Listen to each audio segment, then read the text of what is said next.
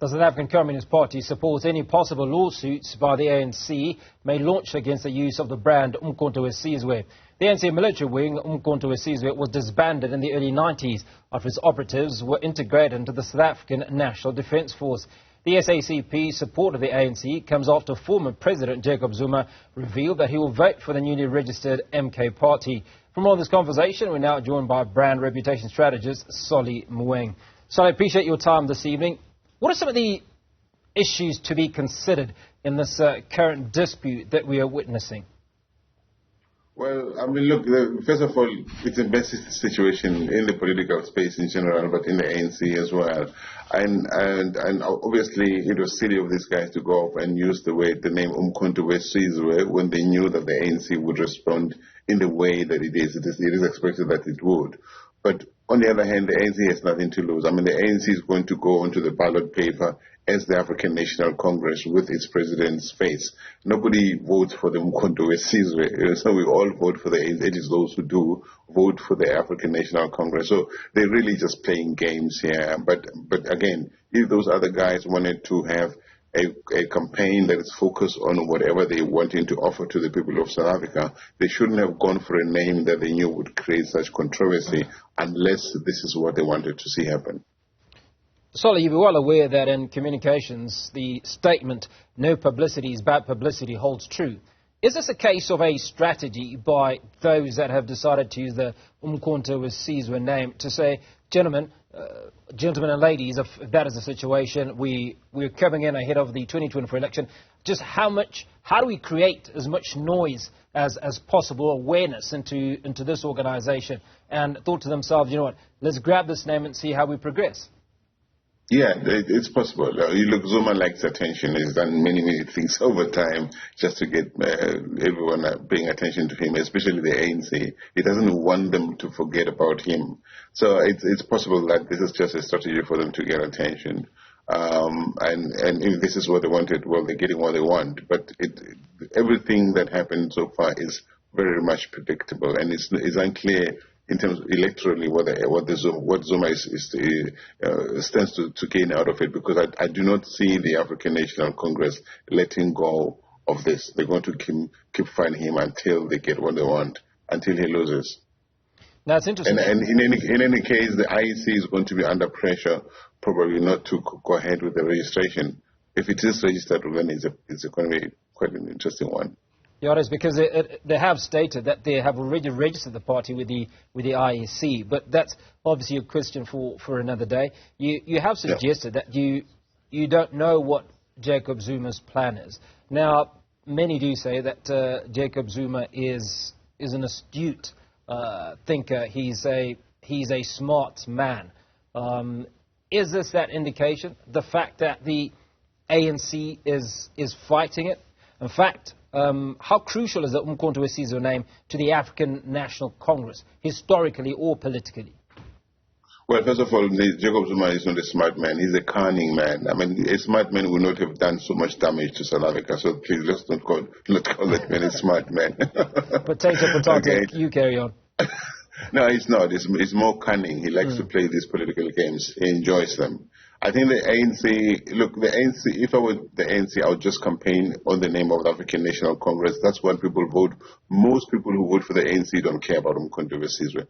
We can understand that it's an emotional thing for some of them, especially those who are involved in uMkhonto weSizwe or the much older members of the African National Congress. But the young people, I don't think they really care about that. So the ANC should maybe focus on getting its act right, because it has so much that is done wrong, so much to correct, so much to recover.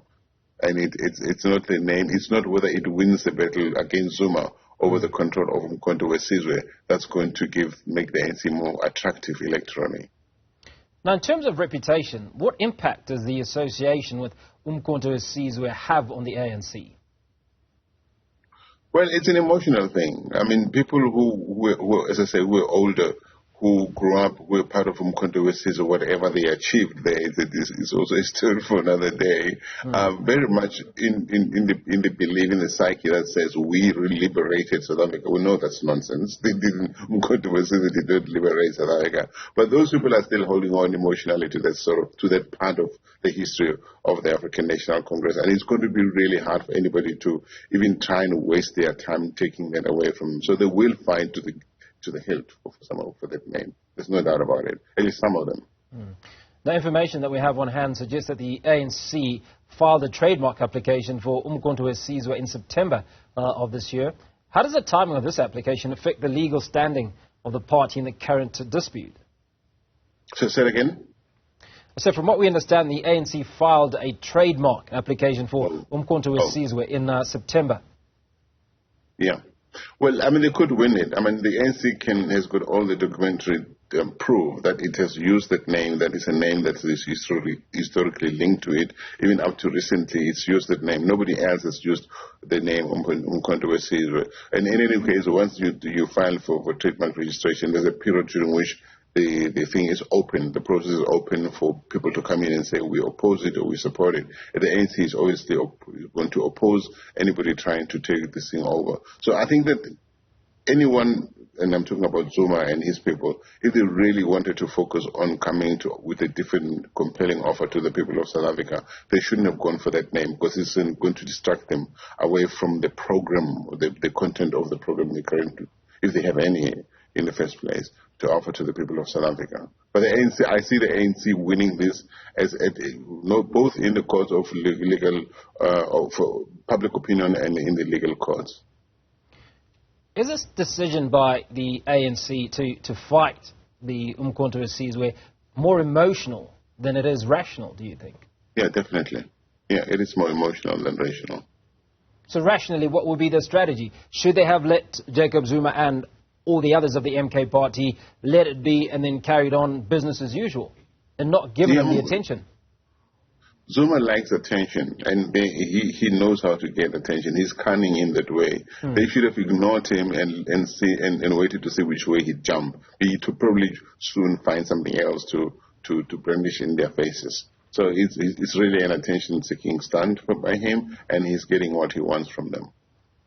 So let's talk a little bit about the ANC and what strategies they can employ to maintain public trust and support during this legal dispute. Well, look, the ANC is like a bucket which is perforated, lots of holes. They wouldn't know which hole to plug first, so they have so much that's not going right for them, and much of it, all of it pretty much deserve it. I mean, they still abuse the people of South Africa. They still abuse their resources. Look at their Minister of Police who's just gone to the World Cup with his PA at almost R500,000. I mean, it's crazy. It's absolutely crazy. And he goes around defending that the ANC president, who should be leading and setting the tone from the front, should be able to stand on a moral high ground and say, no, you can't. This money has to be refunded. So the people of South Africa are really angry at the ANC for too many things. And I think that if it were smart, which obviously it's not, they should be focused on things that would help it recover reputationally. And they're not. This uMkhonto weSizwe thing is just a sideshow. It's useless in terms of the broader voting people of South Africa. Solly, let me put this to you. The voting public are generally, in fact, a lot of the people that have voted into office or that in political office are populists. So they're voted for because they're popular, not because their policies deal with the challenges that the vast majority of South Africans have. And I suppose one of those illustrations is the fact that there's been so much that former President Jacob Zuma has been accused of, but he still enjoys a huge amount of support. The ANC has continually been accused of mismanaging the country, accused of many other things, including corruption, but they still are the ruling party. So by and large, it would seem that the masses are not really too concerned, if you will, or at least when it comes to the ballot boxes, with what has he done or what hasn't he done, and they're more interested in in the popular individuals. So will the ANC or Jacob Zuma really worry about whether or not there's any value in either going uMkhonto weSizwe or otherwise? Well, they are. I mean, the ANC is running around trying to plug holes all over the place. That shows that it's worried. I mean, the numbers have shown that it's lost a majority that it used to enjoy, say, 10, 15 years ago. All the numbers show that the ANC is unlikely to get 50% in the next elections. They're all, even their bombastic Secretary General is talking about potentials of going into coalitions with parties like the DA. So they are panicking. Of course, in the face of the public, they have to pretend that they're not. They have to pretend that they are not. All right, but I think that the ANC but the people of South Africa also have to take blame for allowing politicians to abuse them as they have. So there is a truth and a not truth in what you're saying, and I'm not saying you're lying. What I'm saying is we still have a huge number of people in South Africa who would rather vote the ANC than somebody else, or who would rather stay home rather than voting something else. We must remember that the only time when the ANC wasn't the governing, not ruling, because we're not a kingdom, the governing party in South Africa, or misgoverning party, it was apartheid. So a lot of people struggle to imagine a South Africa without the ANC, but that is also good for black people. And we know the ANC has not been good for black people. So people need to stop voting with their hearts and vote with their heads. And we're not there yet. We're getting there, but we're not there. I mean, there are many young people and black people who are saying, I'm not voting for the ANC. I'm going for this to vote for somebody else. So that's changing. It's changing really slowly, but it is changing. You can't say that we were today in terms of perceptions on these things where we were, say, 15, 20 years ago. Now, all over the world, reputation management is a key aspect to the lives of many politicians. If they drop the ball, if there are issues of corruption, any accusations that are made against their members, they will do whatever they can in the shortest space of time to correct or repair that damage. We don't seem to see a lot of that certainly not with the ANC. So let's talk about what can the ANC do. If you're a reputation management consultant, what should they be doing ahead of the next election? 2024 is just around the corner, and so is that impending election. Well, one thing they could do is keep their promise to Mabuso Msimanga.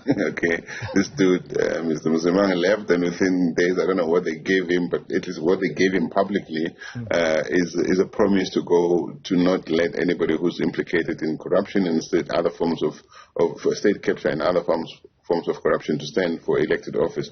If the ANC were to start moving on that, it is just with this one thing. I mean, some of them are still deputy ministers. Gwete Mantashe is in the ANC. Novula Mukhonyane is in the ANC.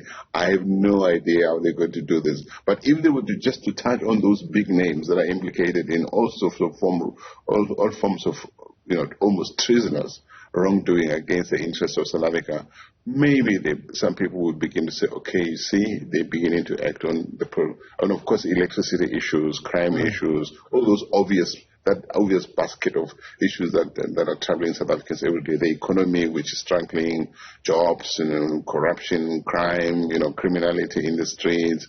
But they look at the ANC and say, but you can't talk against corruption when you have at Lutula House, right at the top of Lutula House, people who are implicated. But again, it's the members of the ANC who are voting these people. Why should these members of the ANC, who are ordinary South Africans, who are struggling, I would want to believe, like everybody else, vote into their elected structures, people who are so discriminated, discredited ethically? I don't understand who these ANC people are. Are they just showing a middle finger to the rest of us by saying, we will vote for Nombula Mokonyane? Come on. There must be other people, surely.